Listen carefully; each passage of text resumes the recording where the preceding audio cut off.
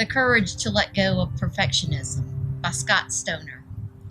The only true perfection available to us is the honest acceptance of our imperfection by Richard Rohr.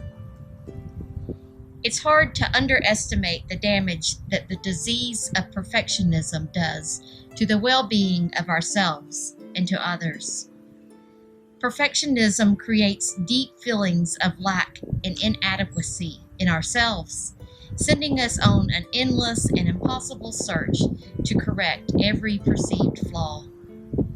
It can also create harsh criticisms, which can then become the justification for the mistreatment of others who are judged to be less than perfect in some way. Perfectionism is not in any way the same thing as striving to do our best and to be our best selves and to strive to do the right thing.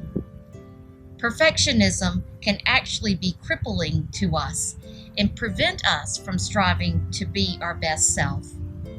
Like a child who is constantly criticized for not living up to some perfectionistic standards and who eventually stops trying and gives up. The Bible is full of stories of people who, when first called by God, do something and respond about their inadequacies. See, there's no perfectionism. Each of us knows their imperfections all too well, and thus believe God would be better off calling someone else. In this past Sunday's reflection, Anna Curry makes the point that God does not merely accept our imperfections, but actually works through them. Referencing the story of Jesus healing the man who was born blind since birth, she writes, "Each and every one of us is a vessel through which God works, and God works despite our brokenness. As people of faith, our belovedness is not something we earn or achieve. We are beloved because we are God's children. Knowing and truly internalizing this is the key to letting go of our perfectionism." Making it personal. Do you or have you ever struggled with perfectionism? Are you aware of the harmful effects of perfectionism, either in how you treat yourself or how you view and treat others? What might help you let go of perfectionism? As people of faith, our belovedness is not something we earn or achieve. We are beloved by God because we are God's children. Knowing that and truly remembering that is the key to letting go of our perfectionism. This week I have seen and read about many people doing lots of new things that have pushed them well outside their comfort zone. Or perhaps they're doing old things in new ways. Perhaps you are now teaching your children at home.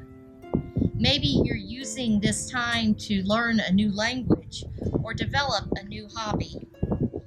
Maybe you're learning more about technology. Here at the Church of the Advent, we have been stretching and expanding by adding tools and resources to make sure that we can connect with you and provide opportunities for worship and for connection, even when we are separated physically. And guess what? We are not perfect at it. We've got talented and gifted people behind the scenes helping us. Zach Blankenship, one of our youth ministers, has been filming and editing these videos.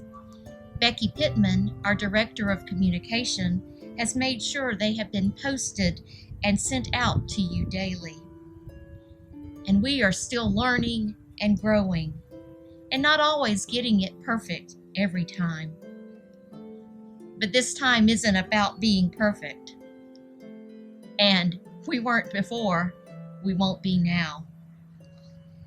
In these days of adjustment and change, remember to be kind and gentle with yourselves and with others. The writer of the book of Colossians reminds us, that as God's chosen people, holy and dearly loved, clothe yourself with compassion, kindness, humility, gentleness, and patience. Bear with one another. Forgive one another. If any one of you has a grievance against someone, forgive as the Lord has forgiven you. And above all these virtues, put on love, which binds them together in perfect unity. Remember, you are loved. God bless you.